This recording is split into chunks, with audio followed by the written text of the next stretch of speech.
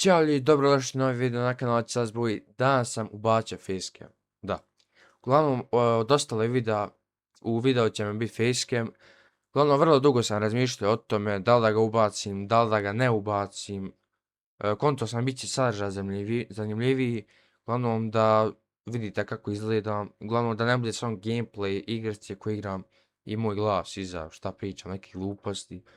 Uglavnom, možda jest low quality, ali uglavnom s mobitela snimam. Ovo što imam, još nisam uzeo kameru. Uglavnom, bilo obavezno u komentarima napišite kako vam se sviđa nova kamera Facecam, to jest napišite, ocijenite ga od 1 do 10, šta treba, ideje za sljedeći video, šta trebam još ubaciti, da li da što još poboljšam, uglavnom sigurno ću preko videa nešto poboljšati. Uglavnom, to je to što se tiče ovog videa. Kliknite like, subscribe, kliknite zvonce da dobijete notifikacije za moje nove videe.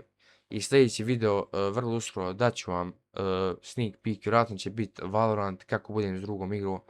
Poslije toga nastavit ćemo serijal GTA 5. I ćao ljudi, vidimo se vrlo uskoro. Ćao!